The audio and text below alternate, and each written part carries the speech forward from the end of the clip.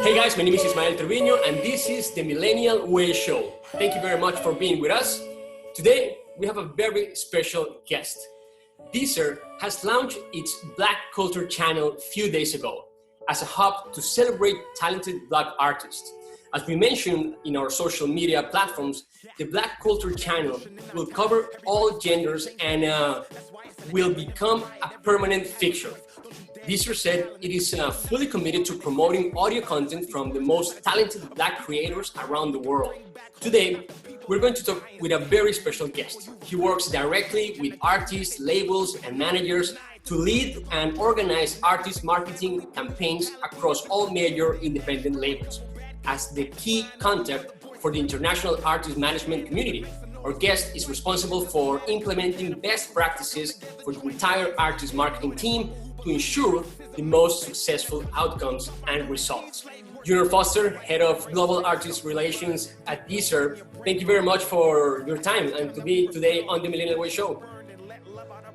Thank you very much for having me, sir. It's a pleasure. Junior, tell us about the inception of the Black Culture channel in Deezer. So the Black Culture channel, it came about with the the horrendous incident that happened in America with George Floyd. What we saw when that happened, was it shocked the world, and again highlighted the horrible injustices that are happening within the Black community, to the Black community in America and around the world. So at that point, what Deezer decided to do is that we put together a diversity team to look at how we best represent the black communities, the Black culture, Black Lives Matter, alongside other aspects of diversity, including, for argument's sake, how women are portrayed in music, the LGBTQ community portrayed in music as well.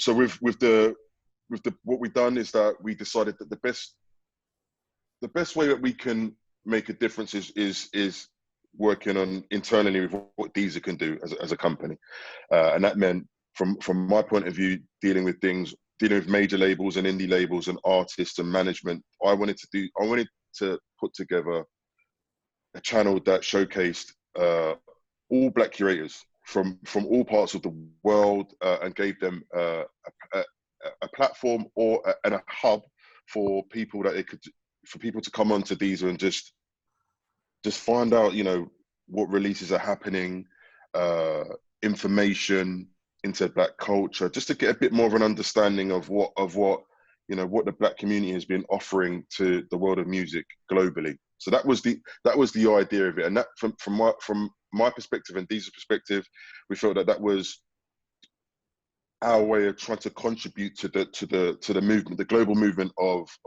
Black Lives Matter, and making those voices that aren't heard, essentially.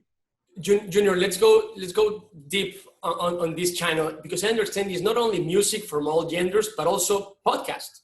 What kind of original content our audience or viewers can go right now, Deezer, and check in this new channel you have? So you're right. Outside of the music programming that we have podcasts as well. So the point of putting podcasts on there was that with racism and with inequality, we feel that there is education that needs to be served, and people need to educate themselves on systemic racism and what's wrong, and how people view someone that's not the same as you in the wrong way. So we wanted to make sure that podcasts were on the channel, so you could go on there, and each market, because this is a global channel, each market has podcast content that's relevant to the market. So in the UK, the podcast will be slightly different to what you get in, say, in the LATAM region. But on there, you'll find factual podcasts talking about Black culture and slavery and all of those things. So you can immerse yourself in the history of the Black community, and then you will also find some more fictional podcasts that are a bit more light-hearted, so you get both sides. It's not the point of this channel isn't pure only to be about the persecution and the issues that we've gone through, but it was just to showcase all curators and all artists in their various shapes and forms. So you get the good and the bad, you get the light and the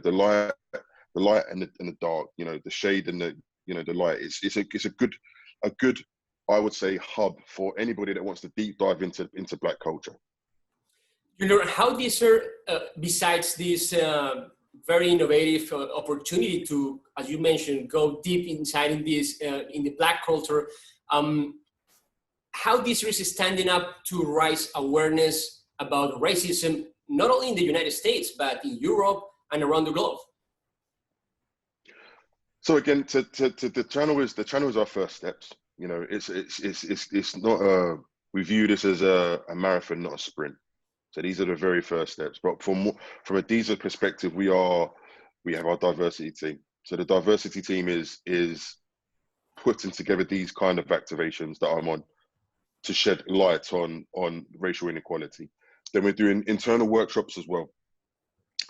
That means that we are changing the perception of how people view this subject internally inside Deezer.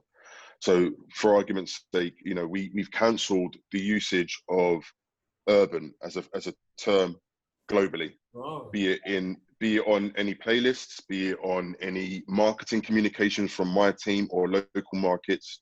That the use of that word in any verbiage is now outlawed and banned, because that's a lazy phrase of grouping the Black community together and just putting it all into one pot and just going, that's it, it's just urban music. And it's not. In the same way, every other ethnic type has, you operate in very clear genres: pop, rock and roll, jazz, classical. That's how it should be. Urban should not be a term anymore and is no longer used anymore. So these are the changes that we're making. Yeah, it was a word. I remember when it came in, and it didn't quite make sense to me as a young executive at the time when it came in, because I was like, what does that mean? I understand urban as an urban landscape, but I don't understand as in cityscape. I don't understand it from musical terms. And then it stuck, and it was just a thing that everybody used because it was I assume it was, some people found it easy, and it was. You look at it now, and it is systemic racism to a certain degree. It's a microaggression. So now we've cancelled that, and I think that's pretty much happened music-wide. So I don't feel that there are any labels or any other DSPs that are using that term either, and we haven't been using that for the last 2 to 3 months anyway. So that's the kind of things that we're trying to change. The idea is that if we play our part and maybe look at changing outwardly what we do with artists and curators, so there's a platform for them, and then as a company, we have more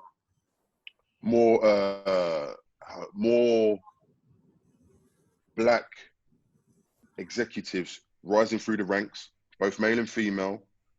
This can inspire the next generation and the public to understand that we're changing, so can you, and then everyone else can play their part, and we can add to the movement, which is really great at the moment, but it needs to continue. It can't just stop at a nice polite post on Instagram or a nice friendly tweet. We need to keep it going. It needs to be an ongoing conversation that happens again and again and again. Wow, that's very, very interesting what you just mentioned. And I'm going to ask you at the end about that specific topic of how we can inspire the new generations. Let's talk a little bit about the current world pandemic affair and how it is affecting the industry. In your perspective, Junior, how COVID-19 have impacted the music industry? Well, I mean, nobody saw this pandemic coming in the way it did. What it's done to the industry is it's changed the way people listen to music. It's changed the way we all of us function, as a whole. We're working from home. Everything's changed. The whole landscape's changed. Taking that into consideration, for us at Deezer, what that's meant is that normally you'd have people, the normal listening habits for people would be in their commute to work. Now, obviously, nobody's going to work because we were all on lockdown in our various ways, shapes, and guises, working from home. So that means that the listening habits shifted. So now instead of people listening to heavy usage of listeners happening and streaming happening in the mornings, it was happening slightly later on in the day, where people were, after they got up and, got themselves ready to work from home, then they were listening later. So it shifted essentially. Then obviously you've got the way people are streaming. Normally you would do so on your cell phone and on your mobile device when you're on the move, but now because you haven't got anywhere to move, people are listening off of home devices or their Xbox or what have you. So now it's all, the devices used have changed, the streaming habits have changed, but what we've seen is that essentially now it's kind of plateaued back to how it was pre the pandemic. Right, there was a shift, but the general streaming numbers are pretty much plateauing. What I have seen is that people are listening to more feel good music and yoga playlists and the calming playlists to try and, what we can see is to try and keep themselves zen in these strange times where you're confined to your apartment and you can't see your family, or you might be living on your own. So there is the content is slightly different, but people's streaming habits have returned back to almost normal in terms of streaming numbers, I would say. Last question, Junior, and thank you very much for your time. What will be your top advice, as you mentioned, to this new generation, not only of executives or people that is in the industry, in the managing level, but also to creators of music and digital content to get involved in this kind of topics to promote and inspire non-violence movements and more social justice? I would say to every artist and every curator around the world is that you should continue to be as creative as possible. Your voices deserve to be heard. Everyone's voice deserves to be heard. So I would say to you is that everybody should keep creating, keep pushing the boundaries.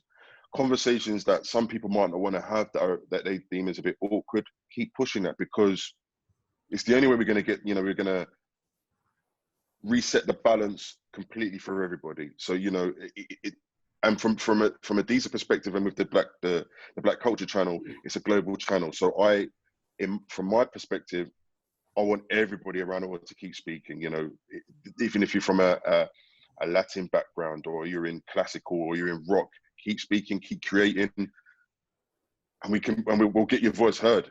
That's what Deezer's here for, to amplify the noise of curators and artists and give them a platform so they can communicate to the world. And that's all we're here to do, to try and give people the platform to be creative and give it to the people. Junior Foster, Head of Global Artist Relations at Deezer. Thank you very much for being today on the Millennial Way Show. Thank you for having me. I appreciate that. Have a good one. Bye now.